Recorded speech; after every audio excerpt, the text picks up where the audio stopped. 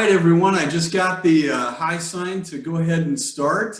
Welcome. I'm Jason Ball, President and CEO of the Round Rock Chamber. We're thrilled to have you all here at our virtual power lunch. Just want to let everyone know as we've had you join, we've got you muted right now. We will have the Q&A box open. So down at the center of your screen throughout the program today, I'll be watching for questions rolling in for our speaker, who we're really going to enjoy today. Mark Sprague from Untitled is with us today. And so if you have questions for Mark during his program, please type those into the Q&A box. Again, you can find that if you scroll down to the bottom center of your screen. And with that, I'm going to turn it over to our MC for today, our chamber chair, Scott Swindell. Scott, thank you. Hey, everybody. Thanks for being with us at our first and hopefully our last virtual power lunch. Jason assures me that our pizza is on the way here, so I'll be waiting for that. But I hope each of you has a little something there with you, and we appreciate you spending the lunch hour with us. This will be a little different, of course. As he mentioned, you will be muted, but you have your Q&A sections that you can put in questions. Mark will be answering questions. Mark Sprague will give us an economic forecast today with independent title. So again, we appreciate you being here. At the Chamber, like all of you, I'm sure we're closely monitoring the COVID-19 situation. As soon as healthcare providers tell us that it's safe for us to gather, we're kind of chomping at the bit to do that, but we want to be abundantly cautious. Through May, all of our events will be virtual, and then we'll be taking a look at what June has to offer for us. And please be taking a look at our newsletters that comes out to you, our weekly investor newsletter. Look at our calendar, and I think you've seen that our folks here at the Chamber are giving us a lot of good communication. So hopefully you'll know when it's time for us to really get together, and we'll all have to shave and tidy up a bit so that we can see one another in person. Normally at this time, we'll introduce our elected officials that join us on Power Lunch. We're not going to have the chance to do that today because we're not sure who's with us, but we do appreciate you being with us. We do appreciate your public service. We know that it takes a lot of time and effort and willingness to do that. So we want to thank you all for what you're doing. We know in this time, you're behind the scenes, you're in front of the scenes sometimes. We know you're all really leaning in for our community, and we appreciate what you do. This time, I want to thank our bank. Our bank is our sponsor for our virtual power lunch today. They're terrific community partners, and we appreciate their sponsorship today. And I'd like to introduce Steve Stapp. Steve is going to introduce our speaker. Steve is with our bank, of course. Thank you, Scott. I just wanted to also give thanks to everybody for participating in the luncheon. I know this is a unique way to do this. I guess it is a way to gather, but it's a very, very interesting way to gather. Personally, I'm getting a little bit tired of watching people on TV, but we'll get past this and get on to bigger and better things as we go forward. I want to give a shout out to all of our bank employees in the job that they've done during this whole situation. And I also want to include in that all of the banks in our community. I feel like they've gone above and beyond and stepped up and done what they could do to help the businesses in our communities to try to work through this situation we're in. And I really do appreciate all of the spirit of cooperation in the work that all these people have done. Banks are an essential business, and our people have been working each and every day. We have not been off, and we've been working each and every day to try to help people and try to get through this situation. I also wanted to thank our city and our county and our state government for the leadership that they've given us in working us through all of this.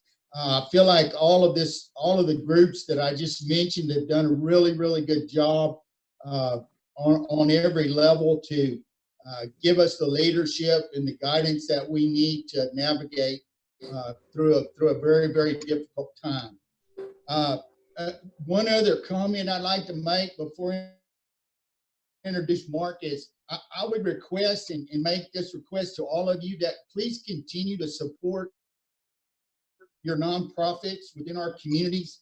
They are continuing to provide value. The chamber obviously is continuing to provide value, but all of our nonprofits are doing that, and they really need our continued support as we go along. And I realize that everybody's in a stressed situation, or that a lot of people are, but please don't forget your nonprofits that are in the community, because they do so much good for us, and they're the backbone of a lot of things that make Round Rock what it is. So I would request that you please don't forget those nonprofits. I now have the privilege of introducing Mr. Mark Sprague. He's with Independence Title, and he's Director of Information there. And talked to Mark a while ago, and he asked that I not be too long in introducing him. He said he knows who he is and what he does, and he doesn't need me to tell him. So some of you may know Mark, and we're excited to have him back with us to share his expertise. And he's going to go through and give us an economic update, and it's very timely for the situations that we're going through right now. So if you have any questions at the end of his conversation with us, he and his research team are going to be available to answer those questions. So without further ado, I'd like to introduce Mark Sprague. Thank you, Steve. I'm trying to get to my share screen just a moment.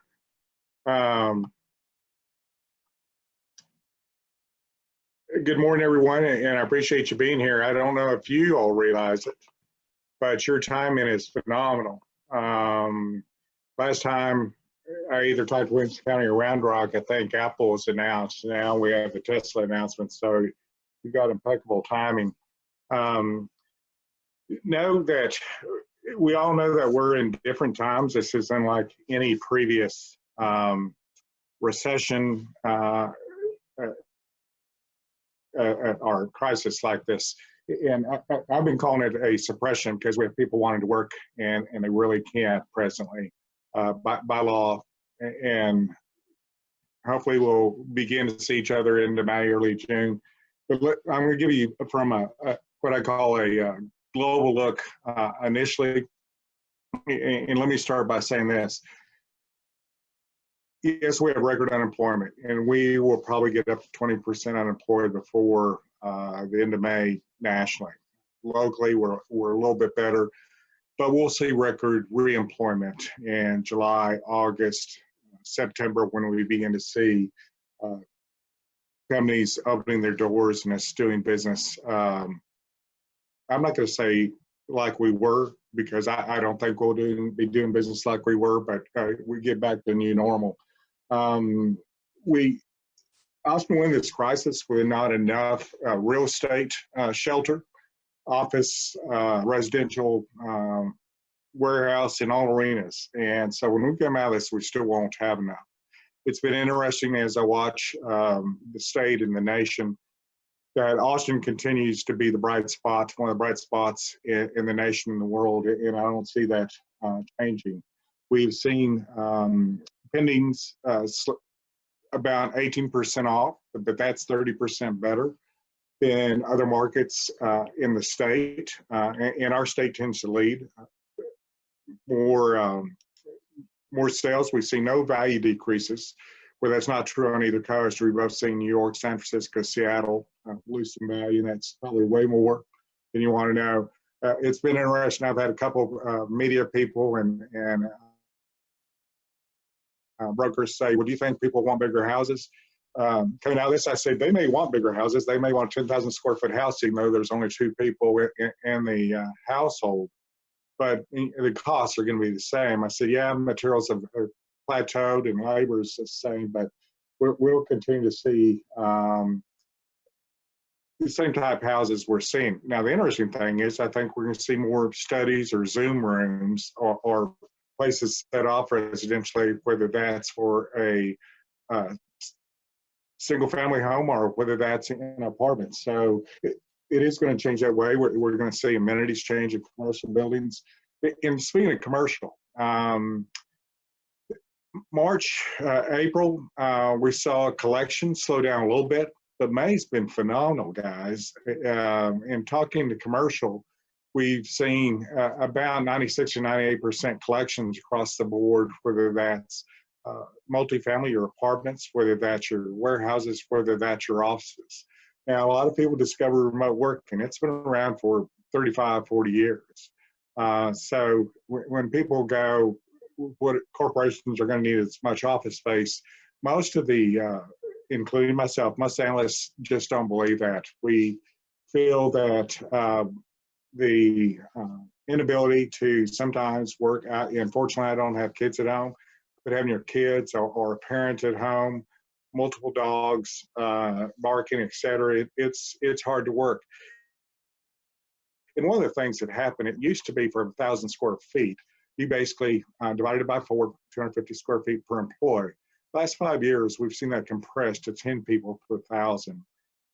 So that 100 square feet, and that includes, when I say 100 square feet, that's not the measure of your office. That includes restrooms, foyer, parking, et cetera.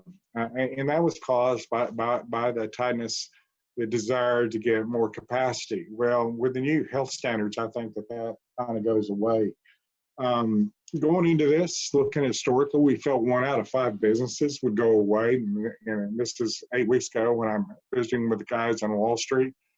And that's unfortunate, and it's proven to be true. So we're going to see, unfortunately, the State Restaurant Association has said that 1 out of 5 restaurants will not reopen. In your suburb of Austin, we've already seen Magnolia Cafe, Shady Grove, Threadgill's go away, and we'll see some others. And the main focus of failures is probably going to be retail and hospitality and leisure. And that's where the majority of your workers have been laid off, unfortunately. So I don't see that changing rapidly, and it'll be interesting reopening. Yes, the governor has said we can reopen at 50% capacity. There's a lot of restaurants that still can't make those numbers work. So as we go forward, I don't know if we'll get it to full normal, but it will be interesting to watch. Office amenities. I mean, you have weight rooms. Both offices and multifamilies had all these amenities, weight rooms, areas to congregate. And I think that changes dramatically. What to? I don't know. But as I say that, I think of your weight rooms and such, and I think about schools.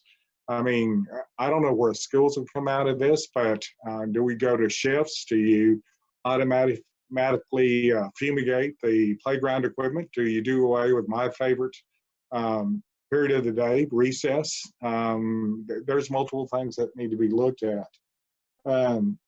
Again, yes, employment is higher locally, regionally, nationally, but count yourselves lucky. I look at Houston, it has a triple whammy right now. It has a crisis, it has the oil war, and unfortunately, it has tariffs and that whole thing going on, which has caused the port to slow down dramatically. So right now, they're looking to their city budget's going to probably be about $200 million to $250 million short. And the good news is that both Williamson County Round Rocks continue to be in a good place as far as their ratings. Same thing with Austin. So I think that as much as you feel that you're want to get back to normal, understand that we don't want another hit of this, so to speak. I do believe that Round Rock comes out as probably within 2 quarters, but do understand you are in a recession. You are not, your gross domestic product, which is what I look at, is going to be negative. Nationally, we went from 2.1 to 4.9, negative 4.9. So you had a 7-point swing. And the official definition of a recession is 2 negative quarters or 180 days. I think that first quarter, second quarter will be that way, but I think Austin, Round Rock, and the surrounding areas around Austin rebound fairly quickly just due to you didn't have enough employees, you didn't have enough shelter going into this. One of the things that we produce is we produced what we call SNAP stats, and you can see that numbers look okay, look good comparatively. But what should we expect? Well, number one, if you'd asked me beginning of March where we were, my response would have been 6th inning. And your question is to me, what inning are we in today? Well, understand that we had a lightning strike. Everything starts over, and it will continue to start over. Also understand when I look at the globe, again, I go back to recessions happen every 7 to 10 years without fail. We can never tell you why. We can tell you why afterwards. And I'll let you read this at your own leisure and convenience, but Germany was already in recession. Italy was already in recession. Spain was in recession. Greece was in recession. So understand that out of the top 20 economies globally that they were going to do worse this year than they'd done previously. Job growth prior to March had remained fairly strong. People were quitting jobs. That's one thing that we always look for is, are people comfortable enough in quitting their jobs? And we still see that presently. I don't know, we've seen the local weathercaster, Albert Ramon, during this time take a job in Chicago, and I've heard of some other people leaving their jobs for new jobs. So don't think that that slowed down the market. Now, people go, well, because of the health crisis, are we concerned that corporations quit going here? Well, I think Tesla answered that question very soundly, but they're not coming here because of their health. They're coming to Round Rock, Austin, because of the level of education. One of the things that I constantly push about Williamson County and Round Rock is your high science, technology, engineering, and math base. It's very attractive to all corporations. They want a higher educated employee, and that's easy to hire. The cities that we compete against are the ones that you see there to the left: Boston, San Francisco, San Jose, and DC. The typical response to get to that is, particularly in Texas, is we're not any of those. And I said, you're right, but understand what makes this attractive is you've got a high educational workforce, and then you have what is called the strong German Hispanic work ethic, the thing that attracted IBM in the 60s here. So you have a strong work ethic, you have great education. Our wages have improved dramatically, although wages still are lacking if I look at inflation. And then people go, well, if you don't watch home sales or because you're focused on real estate and such, what do you watch? Well, always watch gross domestic product. That's what Jason should brag about. That's what any chamber should brag about, unless it's not a good, strong GDP. Now, unfortunately, as you can see, as I said earlier, we had a strong swing of the GDP going negative, and there'll be another negative the second quarter. But a healthy GDP is between 2.1 to 4.7, 5 points, and we've been in a good place. If I look, again, nationally, understand first, and again, I'm not going to go through all these, but understand that our country, as a country, we're only about 45% recovered since the 2009 recession. Let me put that in some different numbers for you. Only 53 cities have accounted for 80% of job growth over the last 10 years. In Texas, only 12 cities have accounted for about 90% of the job growth since 2009. 8 cities nationally have actually fully recovered with full gross domestic product prior to 2009, full real estate values, and full employment before 2009. Round Rock, Austin are one of the 4 cities in Texas. The other 4 cities were Seattle, Portland, San Francisco, and New York. Well, guess what? Those last 4 are not doing great now. So Houston's not doing great now. So again, you continue to be in a phenomenal place. I said earlier that the businesses that I'm concerned about are retail, hospitality, and leisure. We've already seen some of your major retail chains declare bankruptcy. We'll see some more because, guys, who plans for 90 days of no income? Not many people. I know that makes banks and lenders very nervous when that's said, but you just don't plan for that. So, you know, the tragedy is we'll see some of the local and national chains go away, but there's opportunity in that. One of my mentors said years ago, for every tragedy, there's an opportunity, and I truly think there is as we come out of this. As we come out of this, I mean, the concern is, can we get everybody employed at the same time? No, that would be mass chaos, not only traffic, but we need to be slow and steady. And through all this, guys, we still, in Round Rock, Austin, and the surrounding areas, have kept about 75% to 80% still employable.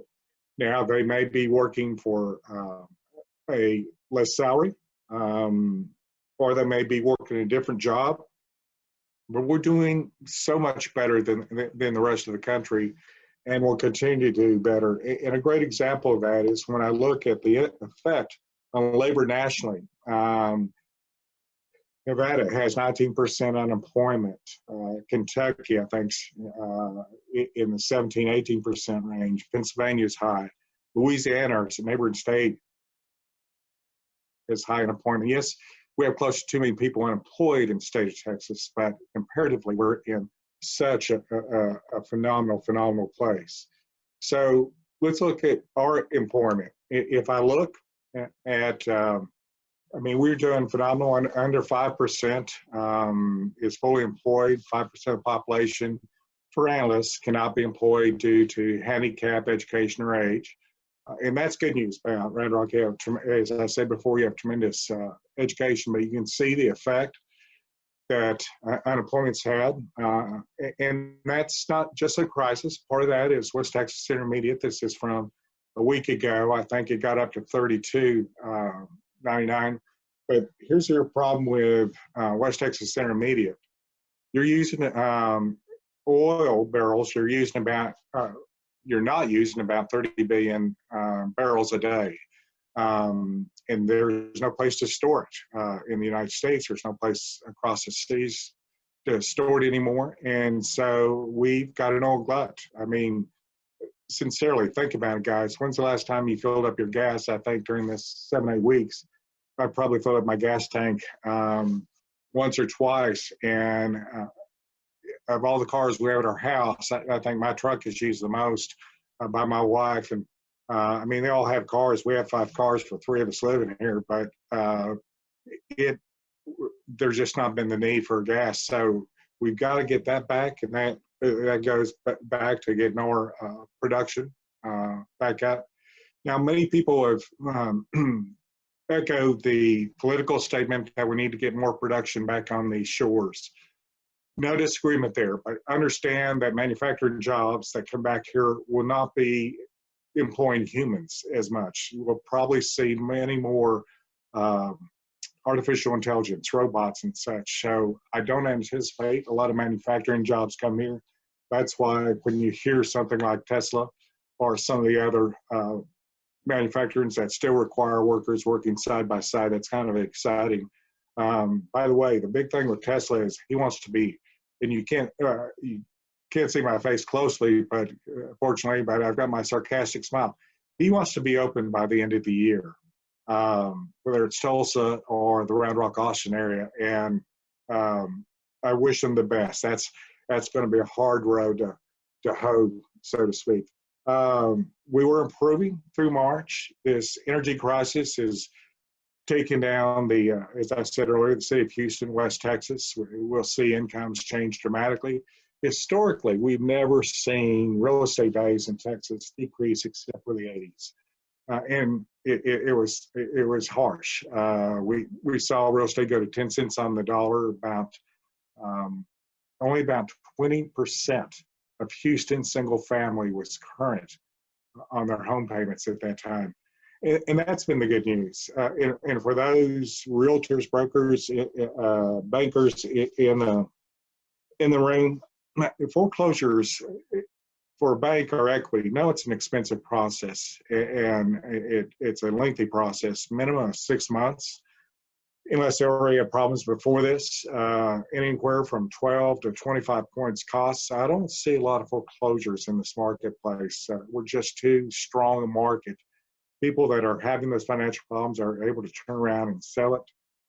Now, there may be some opportunity with Airbnbs. I mean, Airbnb on Wall Street is looking for more money presently, although I've had a lot of local Airbnb people say that they were surprised by the surge in business. But I don't see many foreclosures or that much forbearance in this marketplace.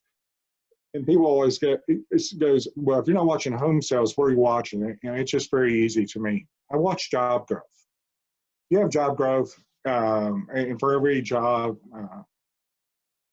for every 3 jobs, you basically get 1 housing start.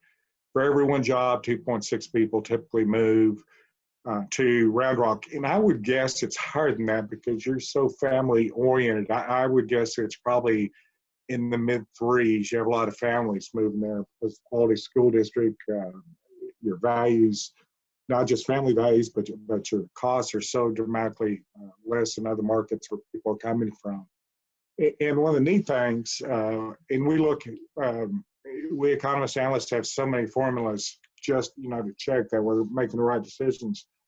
Round Rock, Austin, and surrounding area had phenomenal jobs in excess of the pre-recession peak. Look at the bottom there, you have Chicago. And if you ask me about Chicago, although when I talk to my associates in Chicago, they go, well, business is great. But in the last 10 years, they have 85% less home starts. That's because of the harsh regulations and taxes.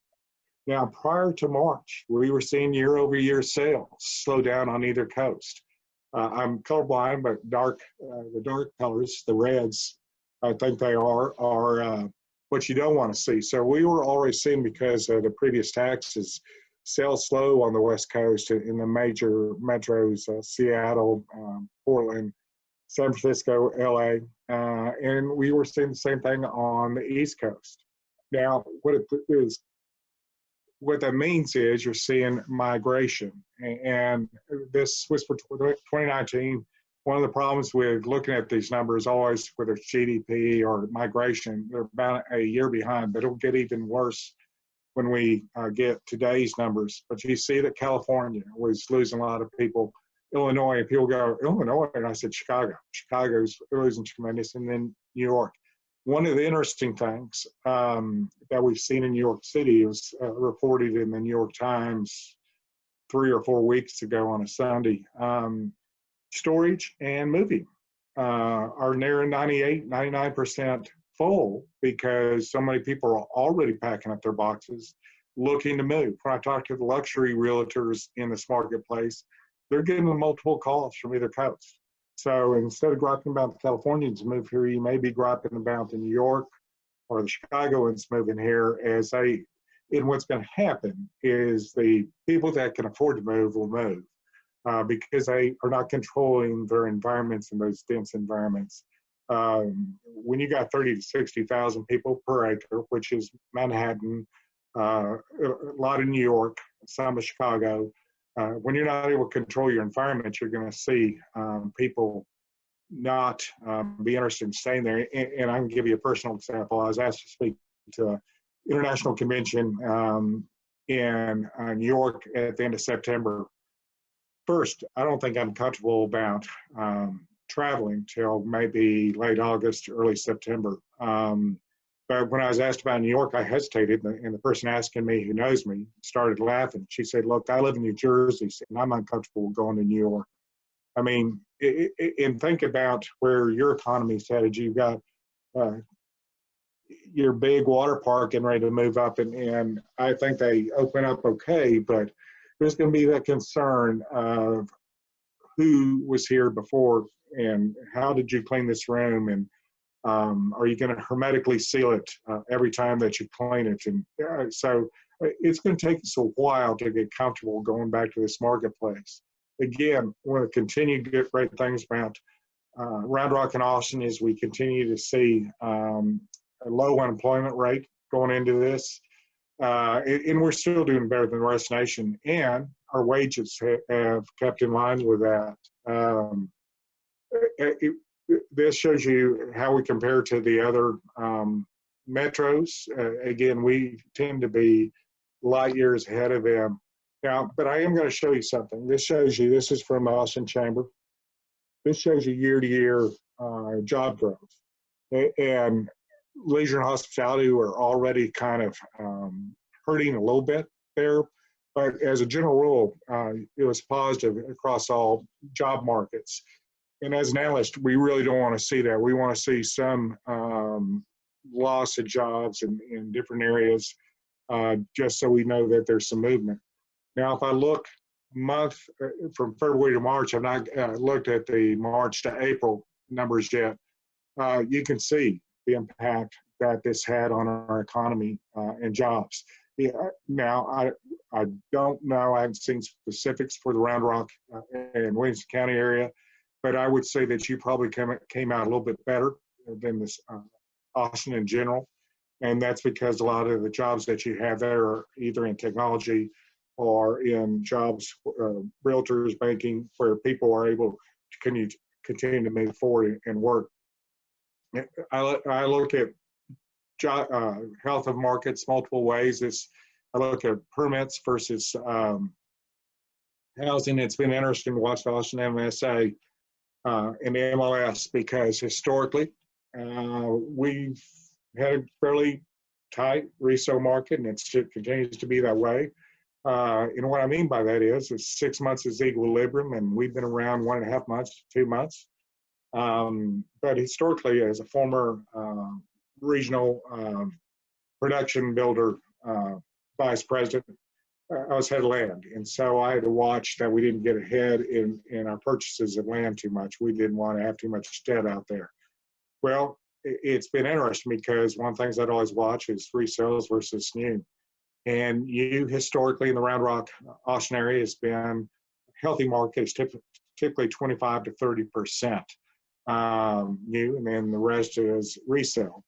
Well, right now, Round Rock and Austin are at about 40% new, which normally would mean that we're overbuilding and the market's getting ready to tank because the builders aren't able to stop as quickly. It doesn't mean that this time. We don't have enough inventory, so we're playing catch up across the board, and we'll continue to. And it's interesting, if I look at the builders, particularly on the outer rims of Austin SMA, so Gerald and the surrounding suburbs, Round Rock, what we're seeing is they're going to smaller lots and smaller than 50 foot, which is interesting. We've done, as a marketplace audience, we've done a really good job of adapting to that. I'll tell you, if I mention something smaller than 50-foot lots and Arlington or Dallas-Fort Worth, they want to lynch me. I'm smiling, you can't see that, but they just can't imagine something that small. And part of the attraction that people in New York and San Francisco are looking at is they consider a 50-foot lot, a 60-foot lot, a 70-foot lot rural. And you're going, it's not rural. It's not a farmer ranch. Well, it is to them because they're in such dense environments. Now, coming into March, Texas, the dark is what you're looking for as far as income. And this, again, it runs late by about a year, but incomes were very strong, particularly around your metros in West Texas. West Texas is not only your oil and gas, but it was your sand mines, et cetera. Well, this is going to change dramatically when we see this again. GDP obviously is going to change. but your population growth, we're still averaging about 152 people a day. Let me give you a comparison. If I look at the other Texas metro or size, San Antonio, they average about 66 people a day. Our Austin, Round Rock population will probably increase by 2.5 million over the next 20 years. San Antonio, the same size, will increase by about 1 million. So if I look at population growth, we still have tremendous amount of area to grow into. The red has about 51% of the population. Now, if you look at Texas and you specifically look at the Round Rock, Austin area, but you look at I-35, I want you to understand that west of I-35, only about 15% of our population in the state lives. Why is that important? That affects your politics, that affects your water laws, that affects the way we're dealing with this crisis. And people go, are you being serious? I said, absolutely. I talked to my friends in West Texas, and I'm sure a lot of you do, and they're still gathering at their coffee watering shop, so to speak, and they are not having near the concern that the rest of the nation is having over staying away from each other. And so I applaud them, but we don't want this virus getting out there in the population. Now, one of the things that I watch like a hawk every month is consumer confidence. And we've been very blessed. Texas, by the way, WSC is the index, is an area called the Western Southern District, and that includes Texas, Louisiana, Arkansas, and Oklahoma. But coming into this, Texas specifically was at 154, and good consumer confidence is basically between 90 to 110. A healthy, that's where you want, is between 90 to 110. So what did 154 mean? Well, that's what was causing multiple bids on real estate. What happens is the emotions begin to take over. I know a lot of you don't understand the term cocky drunk in economic terms, but it's just like any other cocky drunk. Your emotions take over and you're not looking at the analytics. You didn't realize that guy you mouthed off to is 7 foot tall. And so we were at a very high confidence. It's dropped 60 points, but in dropping 60 points, we're still above 90, so we're still seeing sales. And that's much better. The United States dropped about 35 points.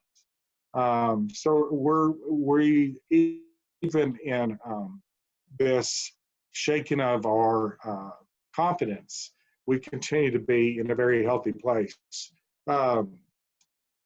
Interest rates, that's what is going to continue to drive real estate doing so well.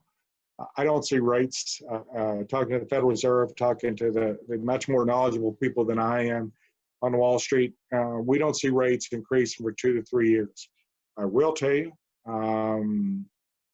that in the mortgage industry and the lending industry for real estate, it's going to get much more stringent. It's going to require more reserves. We've already seen jumbo financing get a much smaller marketplace. Bank of America and some others have gotten out of that arena. Hospitality and leisure in some of those areas, because they're only operating at 10 to 20% nationally. We're going to see a lot of that lending tighten up dramatically. And when I say tighten up, understand that lending's not a God-given right. In the 80s, when I saw the crash, we saw all condo financing going away. And people said, like, building and developing. I said, no, you got a condo to sell, you better have a cash buyer, because there was no financing, FHA, Fannie Mae, any type of financing. So we could see certain levels of financing go away, is because they're suffering under about 20% losses as they come out of this. A lot of your startups, whether technology or whether there's something like co-working spaces or Uber, Lyft, are all having financial problems. Well, why is this important? Well, I understand the effect that lower interest rates have. What they're causing is you all turned basically into my grandfather. And I mean that with kindness. I love my granddad. But you're staying in your houses longer. Your kids are staying in their houses longer.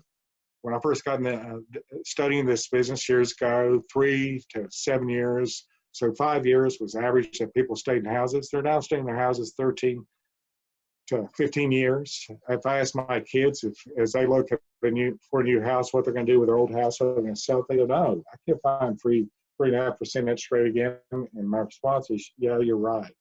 And by the way, I don't see rates coming lower than 3.2, 3.3 for mortgages. Why? Well, yes, the Federal Reserve went to zero. But when the Federal Reserve in turn lends to their member banks, there's a 1.5% cost there of maintaining that loan, all the things working around it. And then when they lend, there's another 1.5%, the mortgage companies, other banks, et cetera. So there's 3 points right there. For those that want to ask me about negative interest rates, not a great proponent. I don't think anybody that's familiar with economics is a proponent of negative interest rates, because basically what you're doing is the lender is lending you money and expecting less money back. For $1,000, expecting $950 back. But what you're doing, and let's look at Treasury bills that run that program, basically. Treasury bills, when they're at a point and a quarter, 10-year Treasury bill was only paying you, on $1 million, is only paying you about $675 a month. So basically, when you go to negative interest rates, you are telling investors not to invest in your country. And that's just not a good place. Plus, it's just, show me a country that has come out of negative interest rates in a good place. And I mean, there's not an economist that I know that really embraces negative interest rates. It's the last ditch effort. And so we'll see as we come out of that. So where do I see you? Well, right now, as I said earlier, you're in a recession. And there's a circle of life just like anything else. And so what you'll see is you're going to have a recovery. We were in an expansion stage. We'll go back to expansion fairly quickly. And we haven't been in hyper supply because of the number of people moving here. Your prices have continued to be just extremely positive. As I'm showing you this, you take for granted that it's all positive. Let me tell you, there's some cities in Texas, if I put this up there, you're not seeing this type of growth across the board. Sales continue to do well. Now, this is interesting. When I looked at Round Rock, you see sales slow down here, and that's because you have a lack of inventory. Williamson County, somewhat the same. Now, this is obvious when you look at the Austin and Round Rock month-over-month sales. We slowed down in April. But that said, we're still ahead of most cities in those sales. And it shows you Williamson County. The median market, you can see here in Austin, our median price for Austin, I think, is about $400. But if I look at Round Rock, you continue to have a very strong mid market between $200,000 to $450,000, and that's your entry level. I never thought I'd say that in my life. Having grown up, I'm 66, having grown up in a baby boomer stage, but you continue to feed that market fairly well. You've got a great development department there that gets things through the system fairly quickly, much quicker than your suburb of Austin and some of the surrounding areas there. Williamson County, again, you can see the strength there. Now, people always want to ask me of permits versus starts. And permits historically, I mean, this is all permits, and this was before March when we did this. Permits are always about 10 to 15% more than actual starts. And so we'll see a delay of certain developments as they go forward. Now, this is probably one of the more telling slides that I have for you. Is this was done 3 weeks ago. This shows you the different markets. You can see that sales continue to be very robust, but look at the listings. Yes, some people have taken houses off the market, but the problem is you cannot, if you're bringing on one listing, we were selling at 1.2 sales per listing. So eventually you're going to run out of listings. Obviously, with the slowdown of the market, that's changed a bit, but I don't see that changing when we come out of this in July, August, September. We just don't have enough shelter. If I look at your commercial pieces, office, all of your commercial, office, multifamily, retail, even though retail is doing poorly nationally, industrial warehouses, you are below 10% vacancy. And you hear a wonderment in my voice when I say that. That's not natural. That's phenomenal run that you've had in this area. And by the way, that's probably the brightest spot in the commercial arena nationally, locally, is the warehouse space. We'll need more warehouse space. But offices, you continue to have very little vacancy. Williamson County, same thing. I look at multifamily, you're at 8.1%. As an analyst, we're happy if you're at 85%. We get nervous when we drop around 65%. So you continue to be in a phenomenal place. You've got about 15, in all of Washington, it's between 50 and 22,000 coming online. You can see that at Round Rock, you continue to be healthy. So there's not, and by the way, collections are doing extremely well in all these arenas. Now retail, again, if I look at Round Rock, you're less than 5% vacancy. I need 5% to turn over just to repaint, reconfigure, have available. I can't, and people always go, don't you want to be at 100%? No, I don't want to be at 100% because I'm tied into leases. And if the market is tight, I really want to be able to raise my rents. And you go, you're a capitalist. Yes, I'm guilty of that, but understand that you want that 5% turnover. And then again, Williamson County continues to look good. Warehouse space, Austin, we've never been a great industrial warehouse market. San Antonio, Houston, Dallas, with multiple railroads going through them, multiple roads going through them, have always been a much higher level. But what has been proven in this particular crisis is we don't have enough warehouses. And people go, how do you know that? I said, well, did you run out of toilet paper? Did people run out of toilet paper? The just-in-time model that's been used by H-E-B, by all food suppliers, has proven to be not competent. And so does that mean you should go out and build a lot of industrial warehouses? Not necessarily. You need to be selective as far as the roadways and what you build. Refrigerated warehouses, it's never been a big deal in Austin. I can see those improving. But right now, and the other thing side of that is people are looking for employees for warehouses, both in the Dallas-Fort Worth area where Capel and Arlington have these humongous miles and miles of warehouses, Houston. I have a couple of friends watching those sites because I felt to those slow. That was a true sign that the crisis was hitting us harsher than we thought it was. They're working 24/7. The roads are full. The parking lots are full. And I just don't see it changing at this point. So where do I see us coming out of this? Where we've always anticipated, the Office of Emergency Management, the health officials, we've always thought we'd come out of this into May. And I think that's where we're going to end up, hopefully. We don't want a resurgence of this.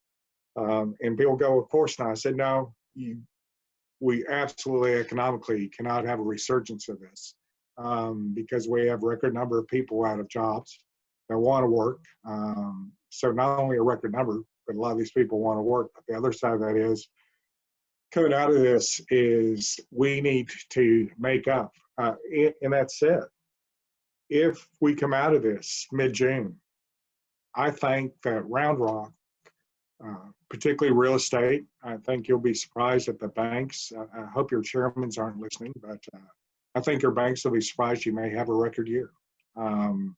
You may not be doing the large deals that you thought you'd be doing, a lot of smaller deals, but I think that the possibility of having a record year in the Austin area, in the DFW area, is great, greater than most people realize.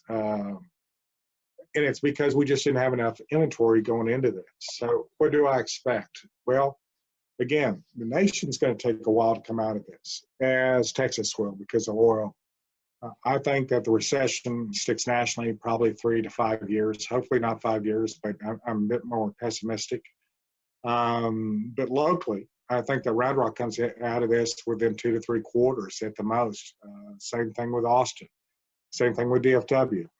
Houston, not so much. San Antonio will probably be at least a year.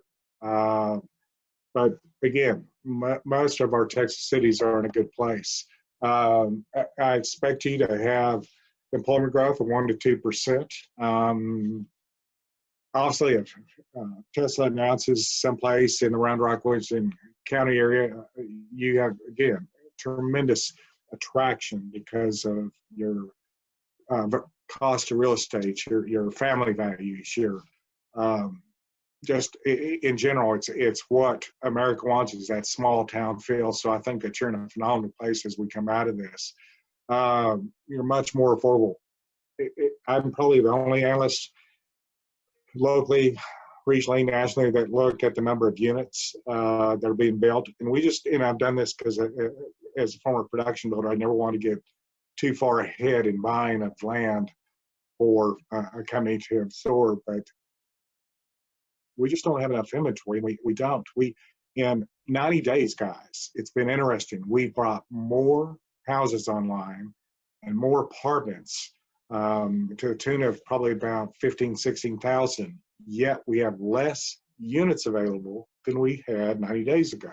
So I keep coming back to, you don't have enough inventory. And people go, well, I don't think you're right. Well, let me ask you, if you don't, you've been eating bananas and you suddenly don't have bananas for 8 weeks. What do you want when you come out of this? You're going to want more bananas. And I think that people that weren't looking to buy may be looking for a larger home. Now, that's going to be age specific. I will tell you, if it's somebody that's in their mid-60s to 90s, they're probably not eager to move at all. They weren't eager to move previously, but I know that places like Sun City sales are off. So it's going to be your younger families that are eager to look at more space, so to speak. But we're, continue to be in a good place. Probably my final thoughts here is that we will continue to see great expansion in this marketplace. And guys, for you all that don't know my personality, the people that have introduced me over the last few weeks, and I talk about Austin, I talk about Texas, and they know the audience doesn't know me hardly at all, they'll know that he's not a bubbly, optimistic guy. He tends to be realistic to the point of saying, yes, that's cancer, you got to remove it. What are you going to do? And so for me to say that we're in such a good place is, I'm not tooting anything, but I'm telling you, I think we're just in a phenomenal place. So I truly believe this. There's not a better time to buy because I don't think you'll see values like this again. Rates will stay low, but you're in a good place. So that concludes what I had to say. I'll open it back up. Hopefully there are a few questions, or everybody's going, I didn't believe a thing he said. Well, Mark, I can tell you, and you won't be able to see this, I've taken a full page of notes. That was so much information packed into that session. Thank you so very much. I want to start with, we've had several questions coming to me either through text or through the Q&A. People are wondering about copies of the slides, and I've been advised to share with the group 2 things. We're going to be able to share this entire session we're recording, and so that's going to be available online, as will your slides with all that great data and information. So thank you very much for that, Mark. The other thing I'll tell you is they call economics the dismal sciences, but you're not living up to that picture even in these times with today's presentation. I'm amazed at the amount of really strong economic news that you're sharing, and thrilled with that. So I just want to extend an invitation right now for you to come back a year from now, and we can compare predictions to what has happened. Would you be up for that, Mark? I am up for that. But let me tell you, my biggest concern, and I've watched many indicators, and people have heard this. One of the indicators that I watch is, and everybody's gonna laugh at this, is the men's underwear index. Alan Greenspan started everybody looking at that. If they go down, recessions are coming because that's the last thing that men replace. And the men's underwear index, one of this was off 50%. And I can give you all these indexes, and people said, well, what are you really concerned about? And hopefully everybody in the audience can relate to this. I'm really concerned about football in the fall. I mean, I am this Texas boy. If we keep having reruns, because I mean, my whole family said, well, particularly the women said, well, they don't like my response. I said, well, whether I have to wear a full hazmat suit, I'm still going to the games. And my wife and daughter said, well, what do you think is really going to happen? I said, well, we may have fumigation tents that we walk through. Of course, they went, ooh. I said, I don't care. I've got to have my fall football. I watched Friday Night Lights the other night. I like all this. I'm watching old football games. I am trying to get my grandson, 10 years old, to bet against me. He goes, Pops, you do know that these have been pre-recorded. And I'm going, well, okay, I need to move on to your sister, who's 2 years younger, and see if I can take money from her. But that's my biggest concern. Everything else, we're in a phenomenal place, and I sincerely mean that. If I look at the rest of the state, Dallas-Fort Worth is only anything that compares, and if I look at the rest of the nation, nothing compares. Yeah. Well, that's wonderful. Thank you. We got time for a few questions, and so I'll just remind the audience right now. You can navigate down to the center bar if you have a question. I've got a couple, Mark, for you that actually came in before we started the session today, and I'll let you know this first one's coming from Kelsey Thompson with Community Impact Newspapers. So this is a media question. She was wanting to know. We love you. We love you. She's wanting to know, what should city leaders and business owners and other local economic engines focus on right now for economic recovery? If there's maybe one or two things that civic leaders should focus on, can you give us that advice? What should we be focused on right now? And that's easy, and I'm sincere. I'm not a health expert, but the scariest thing of all this is how quickly it shut down everything, globally, nationally, and locally. So we've got to get healthy, and we've got to figure that out. If that means we all go to wearing face masks like you see in China all the time, or Asia, then do that. But we've got to get healthy. And people go, you're an economist, you're not a doctor. Let me tell you, serving on these state and local economic recovery boards, Dr. Perryman, Angelou, I think we all been in the same place. I don't know that we can wipe this out, that we can get a vaccine in time, but we've got to get healthy. Then, coming out of this, understand that you're going to not have a normal. You're going to be at a new normal.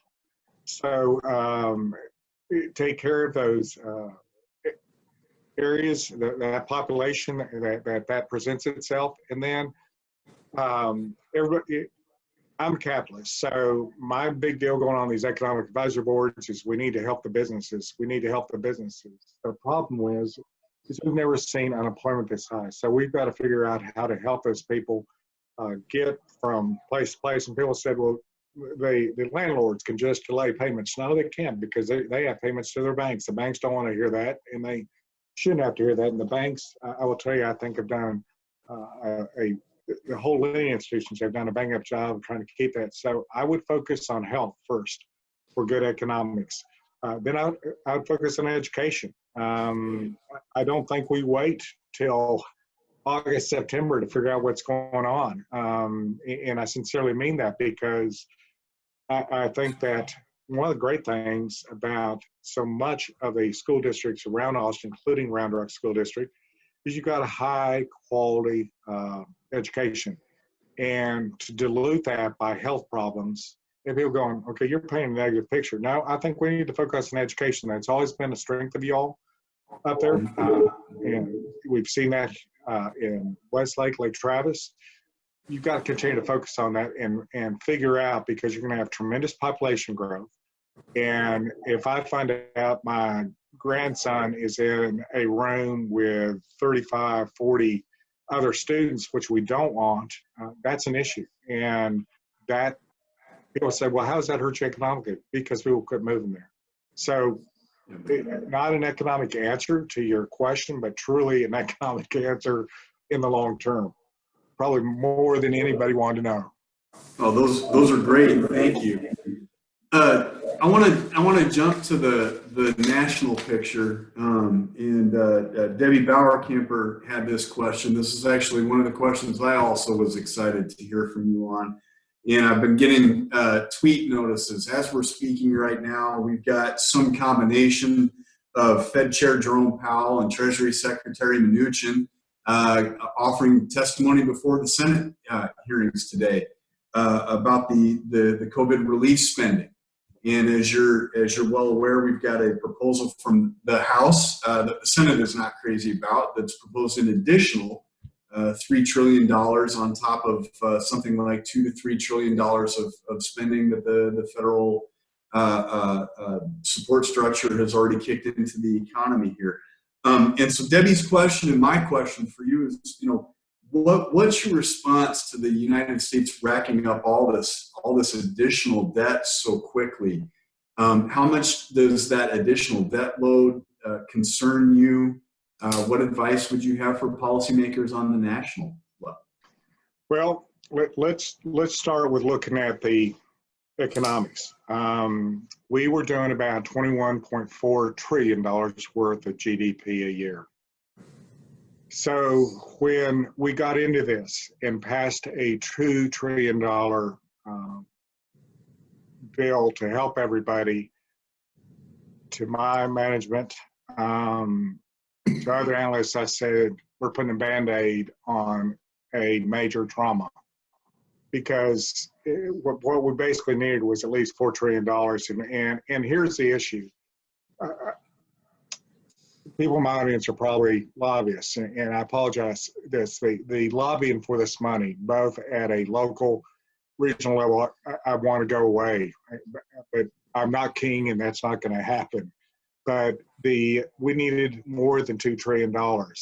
Am I concerned? Yes, our national debt's going at the fastest it's going at. But unlike you and I, our city, governments don't necessarily go bankrupt. They can add on to that debt, and they can make it better. They can make it worse.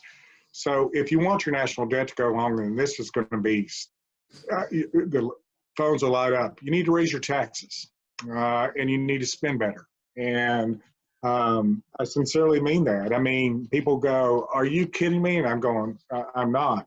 I understand that we pay some of the lowest taxes, probably, I think, in the bottom 10%. And our taxes in the 60s, literally, we're in the 80 and 90%. I don't want that. But the other side of that is we've got to quit. We've got to start working together. The great thing, truly, I'm not blowing smoke up there in Williamson County and Round Rock, is you all have always been so forward thinking. And I know people, when they think about politics in Williamson County, go forward thinking. I'm going, yeah, you've pre-planned your roads for 30 plus years. You pre-planned your water. You pre-planned your school district. Travis County, Austin does not do that. DFW doesn't do it to the strength that you all have. So the cooperation that your parties have up there, there's not political lines. The only line there is what's best for Williamson County and Round Rock. And trust me, I don't make this speech to any other chamber in the state. And that's not me tooting my horn. That's you all do a phenomenal job. You've had tremendous leadership, not only from your mayors, but from your council, from your staff. And I think that will continue to be your biggest strength. And at times you go, get the heck out of the way and let's get it done. And I can't say that's a wonderful Texas attitude that I just can't embrace enough. What a great message. I'm going to go to one of our questions that we've received online here. Joseph Jeffers is asking, what should we be concerned about with the economy when our new normal is going to be a higher percentage of people working from home? What does that do to consumption? Do you have any predictions about what that will do to purchasing behavior, and will that have long-term repercussions in our economy? Oh, absolutely. For you all that have been working from home, how many of you worn socks the last 7-8 weeks? And you're laughing, but I'm going someplace in India, China, Vietnam, a sock mill, or in North Carolina, a sock mill is going out of business because we're not wearing socks as much. I mentioned means underwear. There will be a new normal, but we'll get through it. I think that what you need to focus on is what you do best. I happen to be passionate about economics. I've been very blessed in my life. I think that those people that are passionate are going to continue to see such strength. And the good news is I keep coming back to this, you have such a strong education foundation in Austin, in Round Rock, in Williamson County, in West Travis County. And I think that will continue to help the number of patents we have. It will continue to attract corporations here. Guys, growing up in Austin, I've been here since 5th grade. We had, I think at the most, maybe 20 millionaires. And now we have multiple billionaires. Some people that we don't even know. I can mention Thiley, I can mention Robert Smith, I can mention his partners. And people go, who's that? And I'm going, well, that's the big deal. So the new normal, I think, is going to be a lot of the old normal. It's just going to be, do we shake hands? Jason, I've never met you face to face. Do we shake hands when we see each other? Do we hug? I don't know. I'm a big hugger. Once I know you, I'm not a big hugger. If I don't know you, I want my space.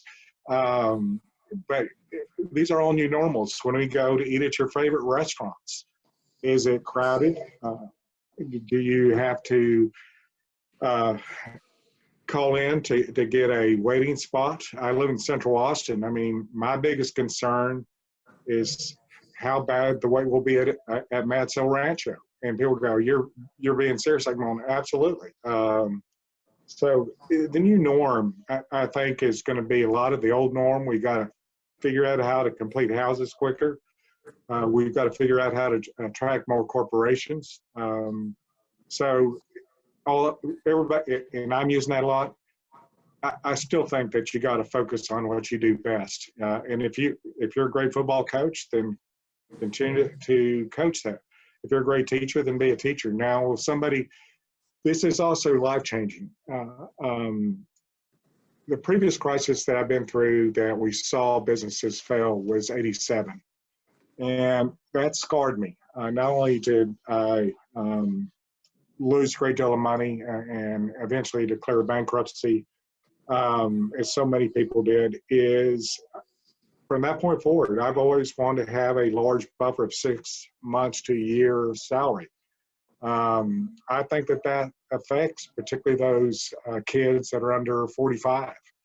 They've had 3 major recessions in their mind like this. This will be, everybody expects this for us to lose real estate value. I just don't see that, but I don't see that locally. Houston, yes, you'll see some values lost down there, but California, New York, Chicago, definitely going to see values, and that's life-changing event. But again, I think you're in a good place, and you embrace this new normal. It'll be interesting going to Starbucks. It'll be interesting going to our favorite restaurants. The most interesting thing is we've got to start football. And do we have the masses? And think about, when I say football, think about the masses. The venues, South by Southwest, ACL, that fills your hotels, that fills Austin's hotels. How does that change? Again, I live right above Zilker. I was very uncomfortable of when South by Southwest was planning to go forward. I'd definitely be uncomfortable with ACL right down there and all those teeming masses of people on top of each other. How does that change? Do we move ACL to someplace in Williamson County where everybody stays 6 feet to 10 feet apart? Because you can't do that in Zilker Park. So our new normal will be different, but we've got to embrace it. I'm not concerned about it financially being an issue in the Round Rock area, Austin area. Yes, somewhat concerned on a state process. We'll have not as much budget, but you're in a good place. Round Rock's in a good place economically. I believe you're AAA rated. Austin is AAA rated. That's not true of your other 2 large metros, 3 large metros here in Texas. So don't get focused so much on the new norm. Do what you do best. Excellent. Mark, we got time for just one more question, and then we'll wrap it up. I was interested to hear your response to, this week we saw the stock market recover something like 25% of its lost value from the downturn at the beginning of the spring. And I think we're all cognizant that the stock market is not necessarily the economy. How do you rectify that with record amounts of unemployment nationally, yet the stock market has taken a big bounce back? This is Mark Sprague opinion. It's not an independent title opinion. And why am I saying that? Stock market is not reality. It hasn't been reality for a number of years. I thought we might hit 32,000. What was it, 15 years ago? Was it 7,000? We don't see earnings coming out. Most of our shares, all we see is that shares increase in value. Amazon's increased 38% a year annually. So what is happening is I think that the electronic trading, our PDAs, the immediate gratification has caused the stock market to not be mainstream. And that's why it's important, guys. Business is still done face-to-face. Your banker wants to see your face. It may be electronically, but he wants to see your face. He wants to talk to you. I would love to see you all in person. So I think that we lose sight of that when we look at the stock market. Yes, it leads to news, but is it reality? I mean, how many of us are losing billions of dollars every time it goes up and down? Not many of us. It's the very, very wealthy or the institutions that are doing that. It's become much more of an institutional play. So when you bring up stock market, you saw me laughing. You don't know me, Jason, but that's more sarcastic laugh. I get that half smile where I'm like, the stock market is a great institution, but at times it is not in touch with the reality on so many levels. Are the values truly there, or is it all? I mean, how many of us think that? How much of it is hype? Whereas I go down the street in Round Rock, down to your main square, and I see all the businesses open. I go, this economy is doing great. Whereas if I saw boarded up windows, you're amateur economist, I would say this economy is not doing well. I need to figure out why it's not doing well. So you should pay attention to the stock market, but you didn't see it on my list of things to look at. You need to look at employment growth. You need to look at GDP. You need to look at consumer confidence. You didn't see, I would say that most analysts would not put stock market in their top things, 10 things to watch. I'm trying to think about it. I'd probably put it in my top 20, but not my top 15. But that's probably way more than you all want to think of. And again, that was Mark Sprague opinion. I don't want anybody to get upset. The stockbrokers will get upset with Independence Title. And if you all have any other questions, please reach out to Independence Title marketing rep. They'll get in touch with me. The boss will get in touch with me. Guys, I appreciate your time this morning. I hope everybody will think about wearing socks from now on to these virtual meetings because someplace you're putting some poor mail worker out of work. Yeah. Well, Mark, on that note, we'll close with reminding everyone to buy socks and underwear for the good of the economy and get ready to go to football. Thank you so much for your time and all this information today. This has been an excellent session. I got a couple last minute things to close up on. First of all, next week on Wednesday, the 27th, I want to let everyone know we're having a session from the Managing Director of Workplace Strategy and Change Management with Cushman Wakefield, Antonia Cardone, about things you need to think about as you prepare your business and your office to reopen if you've been closed, or what the new normal is going to look like to deal with COVID. That's going to be Wednesday, May 27th at 10 a.m. And then on June 3rd, our next 1 Million Cups Round Rock is going to be a virtual session, and that's going to be June 3rd at 9 a.m. Both of those you can register for those virtual events at roundrockchamber.org. I also want to thank again Steve Stock and the team at our bank for your sponsorship for today and making the program possible. Steve, we appreciate you so much. I just want to put a quick note into the audience that's out there. Thank your banker. They went through a ton of hard work when the PPP rolled out. A lot of that administrative burden landed on them first.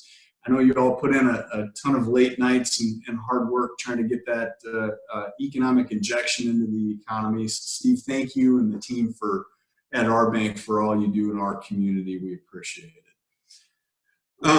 Everyone, I want to thank you all for joining us today. It's been a fantastic session.